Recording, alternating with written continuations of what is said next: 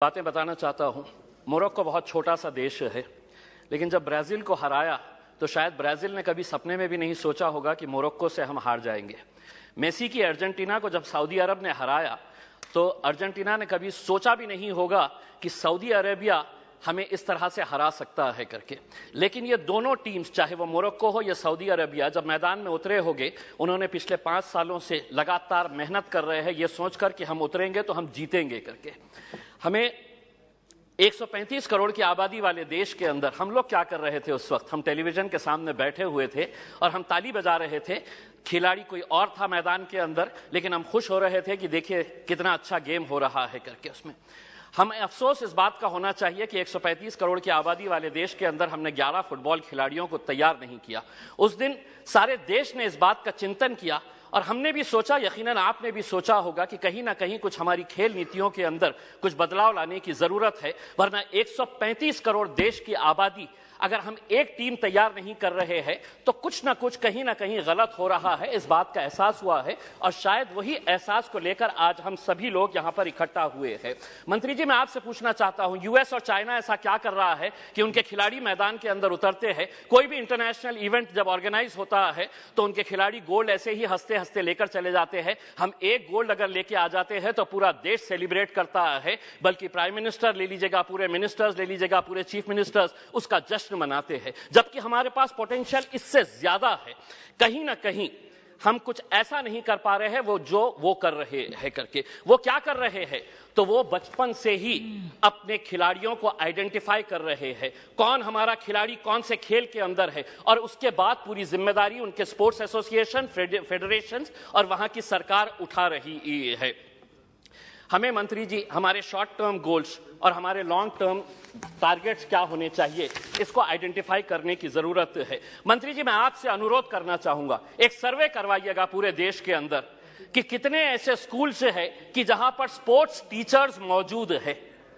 पूरे देश के अंदर, चाहे वो प्राइवेट स्कूल्स हो या गवर्नमेंट स्कूल्स है, स्पोर्ट्स टीचर्स कितने स्कूल्स के अंदर है। एक सर्वे करवाइएगा कि कितने स्कूल्स के अंदर प्लेग्राउंड्स मौजूद है। एक सर्वे करवाइएगा कि अगर ग्राउंड मौजूद है तो स्कूल के अंदर क्या एक फुटबॉल है, एक क्रिकेट का किट है, एक रेसलिंग का मैट है, क्या वहां पर बास्केटबॉल के लिए कोई सुविधा है। एक सर्वे करवा लीजिएगा पूरे देश के प्राइवेट, और तब आपको पता चलेगा कि हम लोग अगर खेलों के अंदर पीछे है तो इसकी वजह क्या है।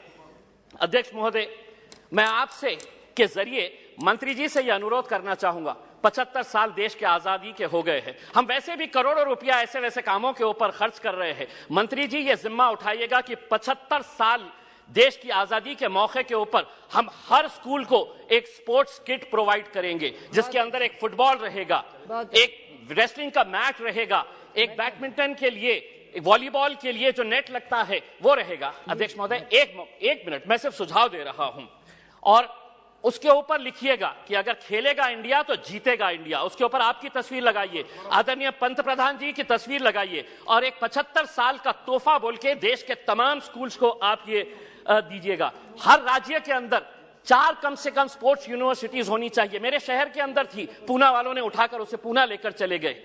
हम जमीन ढूंढते रह गए और उन्होंने कहा कि नहीं, हम पूना लेकर चले जाएंगे। 4 स्पोर्ट्स यूनिवर्सिटी जिसका फोकस एरिया यही होना चाहिए, sports education, sports management, sports science, sports research और स्पोर्ट्स न्यूट्रिशन।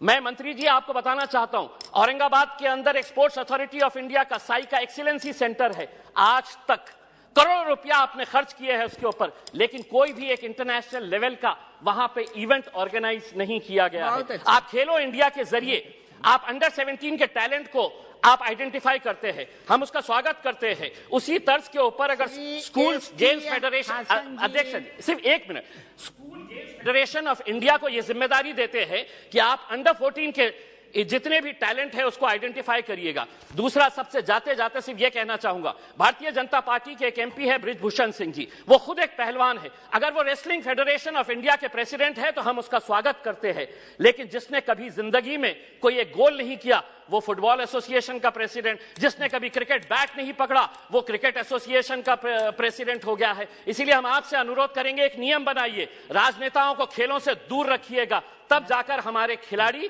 दुनिया के ऊपर राज करेंगे। बहुत बहुत धन्यवाद। श्री एस.टी. हासन जी। बहुत बहुत